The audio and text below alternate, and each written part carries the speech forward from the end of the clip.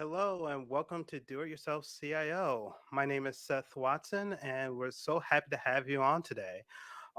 Just so you know, this is our podcast, our weekly podcast, where we break down the week's news from a technical news from a small business lens. And let me actually take a step back.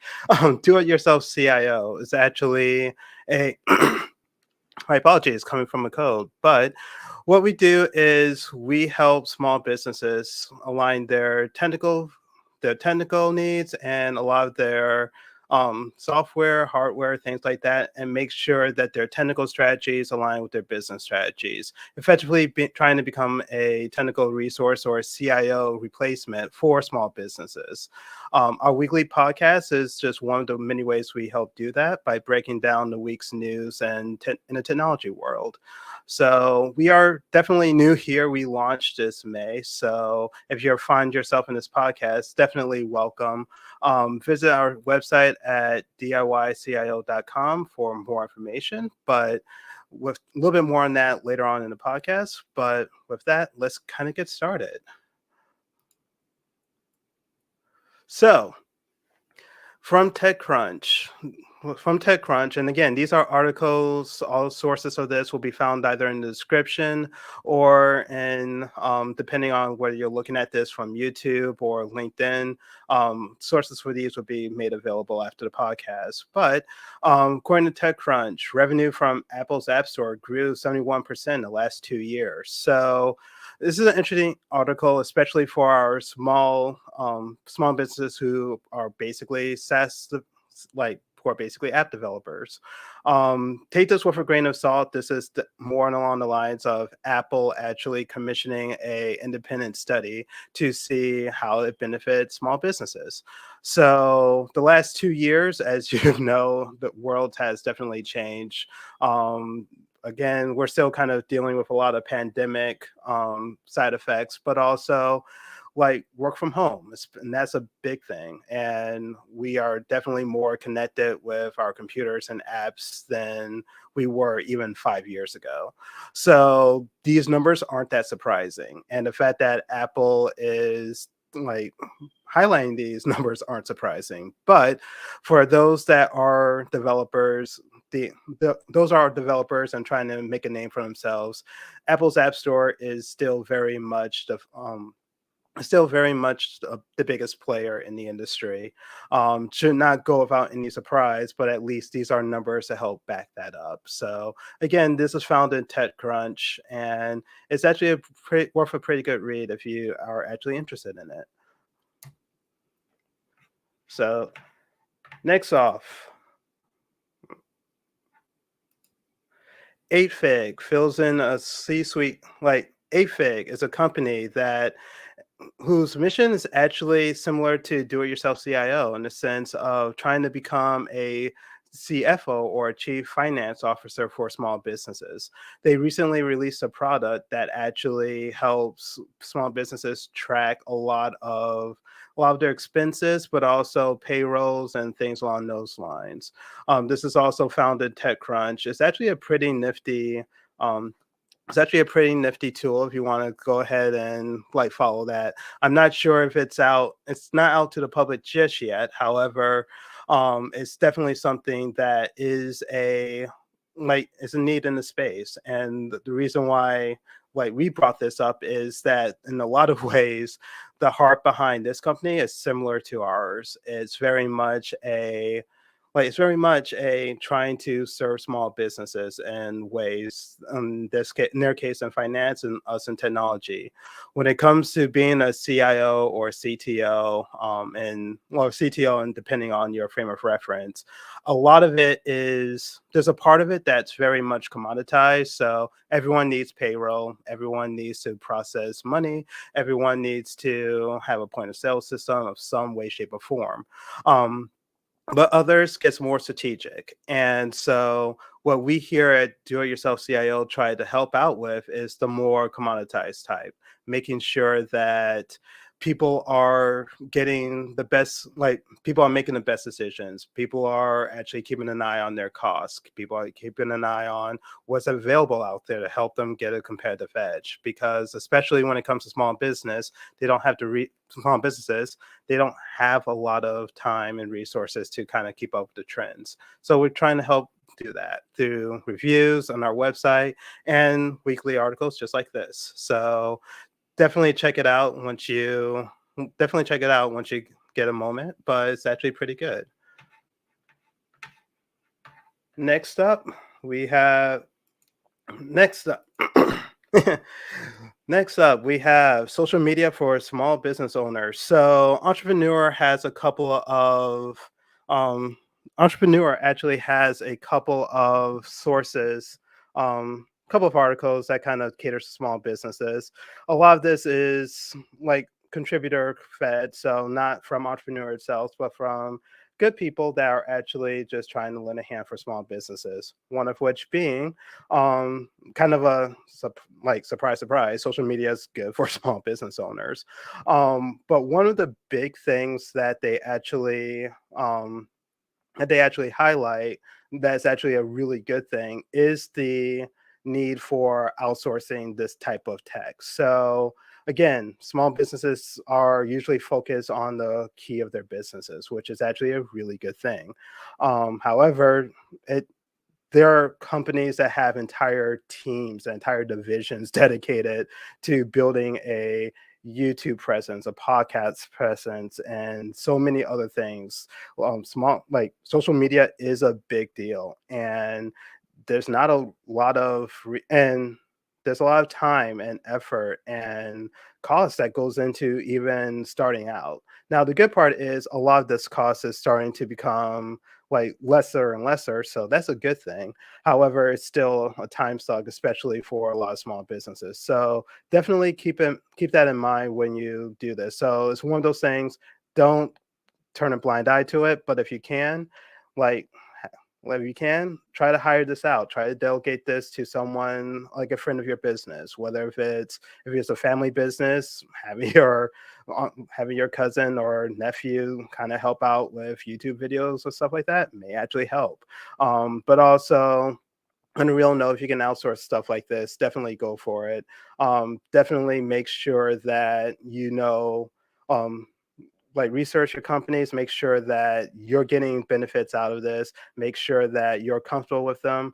But at the same time, this is definitely something that no small business, especially these days, really can't go without, because the world is connected, is increasingly becoming more connected, and increasingly like we're getting our information from Google, from YouTube, TikTok, et cetera, et cetera. And so a lot of the marketing strategies have changed. And so just keeping an eye on this is definitely worthwhile. And on a little bit more of a happier note, so Entrepreneur with How Sociable, another social media company, actually kind of came up with the confusing acronyms on the internet. So unfortunately, I grew up on the internet. I am, I guess, technically an older millennial, but trust me, I like definitely have a lot of experience with acronyms. Some acronyms that I'm familiar with, some, especially the ones in the last 5 years, I have no clue with, but it's easy to get into the lingo. And so the number one, which is actually kind of surprising, is SMH, which is shaking my head. But hopefully, you won't get surprised by a lot of these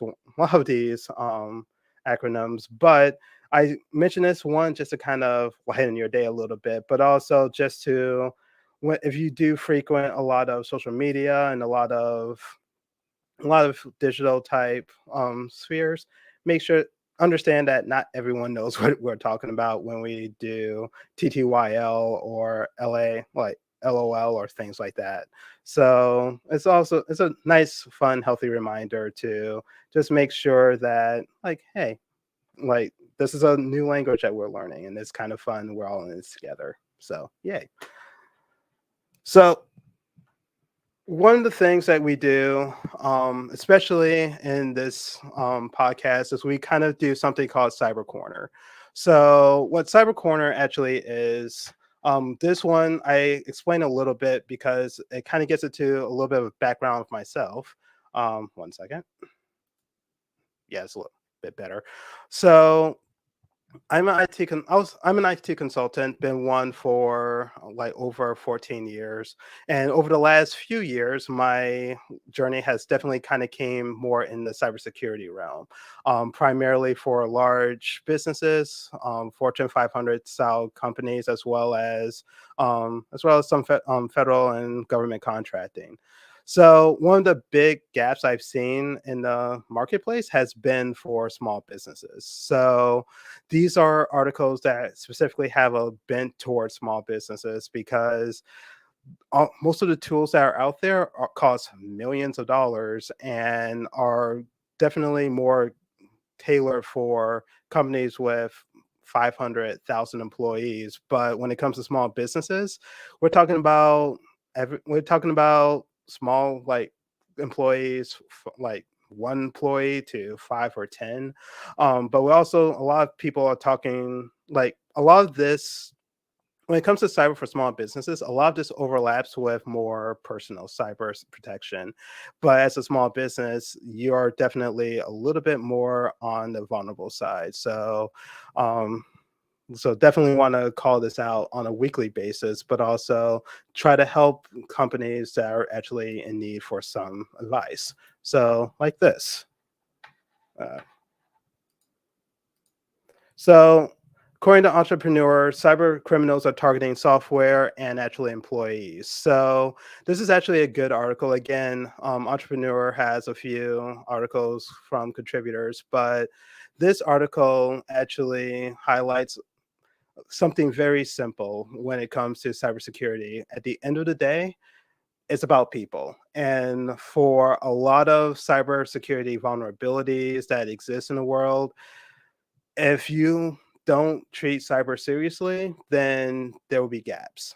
It's just that simple. If you don't treat it seriously, if it's not something that's in your culture, then those gaps will happen. And like it's one of those things that's just easy to forget. It's easy to look over. If you really like have never been hacked or things like that, you're reading the news like this is never going to happen to me. But simultaneously, this is one of those things that, especially as a small business, and the concept of ransomware is there is no like, hey, I'll deal with this later when it happens. It's very much once it happens, it's kind of game over. So, like, because of that, this article definitely stresses one of the first things it stresses is that it just starts with people. So, just being more mindful about what your cybersecurity practices are, being more mindful about like, hey, there are bad actors that are trying to get after your company's data, trying to just wreak havoc, trying to use your IT systems in a bad way. So just kind of keeping an eye on that is definitely is don't mean to steal a GI Joe quote, but it's definitely half the battle. So definitely keep that in mind going forward. Next, another article about tips for small business cybersecurity. So, one of the big things, again, links to this will be down below. I'm not going to go through all the links just because to honor the authors, like to honor the author, because these are actually good reads. But you can find this on the Entrepreneur website as well as the show notes.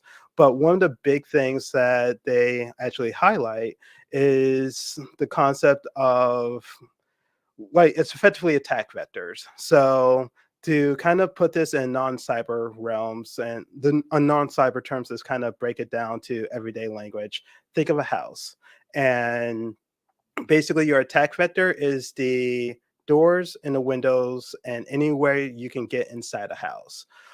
So just kind of keeping an eye on that. If someone comes in through the back door, what do you have in place for that? If someone comes in through your window, what do you do? And like, do you have a plan for like do you have a plan if someone comes through the front and back doors, and kind of when they come in the back door, where can they go, and things along those lines. So when you're talking about IT systems, it doesn't take much for those attack vectors to increase like drastically. So when you just have a computer, the moment you install a piece of software, that's an attack vector. Then piece of software wants to download something else from the internet. That's a vulnerability. The fact that it's on the internet is a vulnerability, and then things just stack up and stacks up. So um, it's definitely a good way of thinking about how to, and again, another way just to assess like what IT systems is vulnerable in your organization, and just kind of doing common sense. If a computer doesn't need to be on the internet, don't let it be on the internet. If it's just doing payroll and things along those lines. If it does, then make sure that you either have virus protection, or you like are using trusted software and two-factor authentication and things along those lines, to make sure that things are safe and secure. So that's it on Cyber Corner. So before we head out, I just wanted to, again, do it yourself CIO is a pretty new endeavor. We definitely help out small businesses. And one of the ways that we do that is through our monthly newsletter, Ops Kit. So right now we are a YouTube channel. We also have the blog where we do reviews and case studies for companies that just kind of like see what tech they use, how does it work in the field. So this isn't simply just a catalog of just tools. It's very much a like in the field, like we have hands-on experience with this types of things so that we can actually meaningfully talk about it. So a newsletter kind of gives you a preview of what's to come, and it's the first step of really being connected to do it yourself CIO. The link of that is in the description. Definitely feel free to, if you're interested in following do it yourself CIO, that's probably the best way to stay in touch. Again, it's just a monthly newsletter about what's happened this last month and what's to come. And again, we are in like this is new, and we launched May 1. And so so if you are interested in this and you want to contribute a little bit more, consider becoming a member. Members like over this year, we'll definitely have guides and have a lot more ways to help businesses and to help people trying to get a leg up on their technology. And so members can actually help shape that. So by having discounts for future projects, also just kind of having not only just a view into what's coming next, but actually help shape the direction. So a first 100 subscribers will actually get a free membership. It's only $5 a year, so it's $5 a year. It doesn't seem much, but the big thing about that is it just very much not only helps the channel, but also being a part of a community that actually is dedicated to solving technical problems for your company and for others. And so definitely consider joining, helping out. And again, first 100 members, because this is our launch and a little bit of a celebration, gets a free year's worth of membership. So definitely worth checking out there. That's on our main website, DIYCIO.com. Next, our last segment, which is AI Watch. So, unless you've been living under a rock, there's a lot of articles about artificial intelligence, Chat GPT, especially how the potential for disrupting, basically just disrupting businesses and like the economy. And so again, like we focus primarily on small businesses. So these are articles that I found that at least have a little bit of a small business bent on it, helping to separate like the stuff that's important from just just a lot of marketing or fluff, or just a lot of just hype. So that being the case, from Business Insider.